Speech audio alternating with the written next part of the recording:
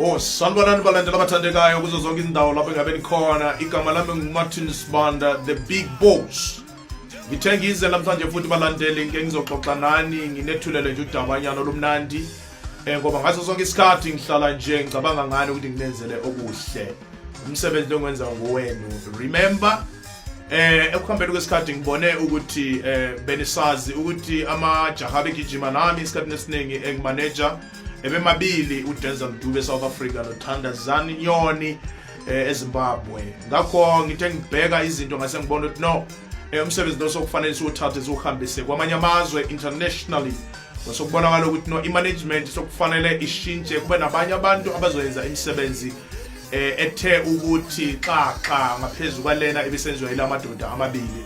Ayisho ukuthi hlezi mhlawumbe ngisola ukuthi ebengasebenzi kahle, kodwa ke bekunalapho kusilela khona. Ngakho ngase ngikhetha ke ukuthi ngiqhashe abanye abantu basondele eduze esizoncedisana nabo ku management. So ngifake abantu ku management ngathi bane mangicabanga kahle. Umanager singicabange ukuthi ngifake ijongosi ngokudenzela amadolo phela ukukhula abe ngasekho active. Umanager esengimfakile nguMr Lakhe.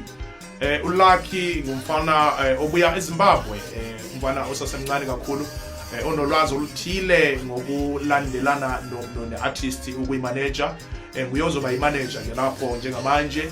Ningamangali nithi maybe uDube ke seshaywe izembe, cha, uDube sekhulile sethe ukuthi umfana omncane agijigijime uzobe encedisana naye nje ekwenzeni zonke izinto ze-management. Yabelana nje ulwazi ukuthi induna phela ikhule ezondobale. Ngase ngiletha ke uSilas ngifake njenge road manager. Road manager umuntu ozobe egijima zonke izindawo siyabheka la ukuhamba kwena induna kunama events, yonke into ezobe senzakala uye umuntu ozobe hamba esiyobheka ukuthi indawo lena isafe. Mayingekho safe, sorry, induna ngeke izifike lapho. Uye ozokusho ke lokho sokushiwo uye kunomuntu ozokuphikisa. Umuntu ozosebenza ke lo msebenzi ofana nalona is very energetic, very intelligent naye. Ngase ngiletha uPrince kubheke ukuthi imisebenzi yenduna mayiphuma ama videos, ama pictures, ama posters afuna a very good guy oyenza i-graphic designing. uPrince ke indima yakhe lena. Ngithe ngimfake naye lapha ancedise ukuze zonke izinto mazifinyelela kini, indaba zama Facebook or Instagram, whatever, WhatsApp, umuntu ozobe ezibheka ukuthi zifinyelela kini, zihloliwe, sezihlanziwe, sezizinhle. uPrince ke lo ozobe kwenza lokho. Owesine ke engimlethileyo ngilethe uBinali. uBinali bathi nguNtombi, naye intombazana nje encanyana ebuya from eZimbabwe.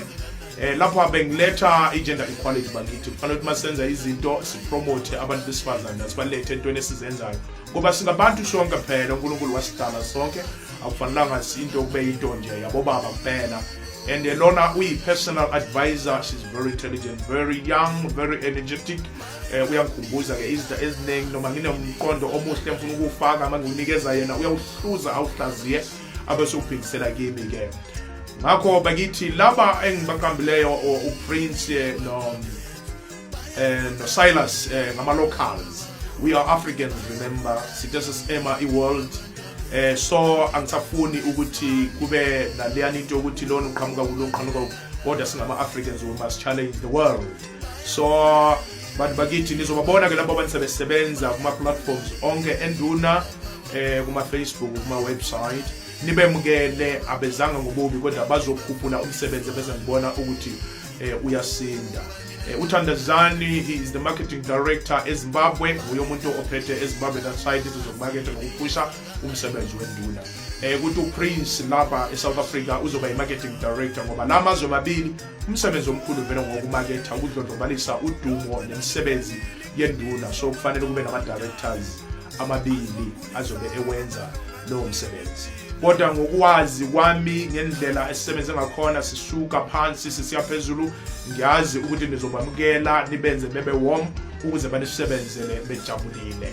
Abantu nje abahle kodwa abanokunanzelela izinto eziyabe ziphuma eceleni ezenza ukuthi imisebenzi yenduna ingayi phezulu, bazohamba bekhetha ke lezo zinto ezifana nalezo.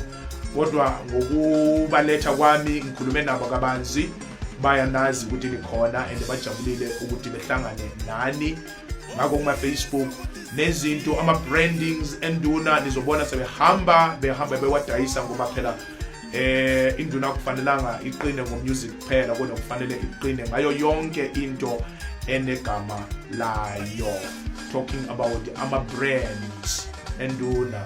Ngiyabonga kakhulu bantu bakithi, ngiyajabula futhi ukuthi nizobamukela, sisebenzeni, sithathe umsebenzi wenduna siwuse phambili njengoba ngihlala ngisisho ngithi life goes on. Ngiyabe ngisho khona ukuthi whatever happens kodwa impilo kufanele iqhubeke. Nibe nosuku oluhle, nginithanda nonke, ngizohlala nginithanda. Big up.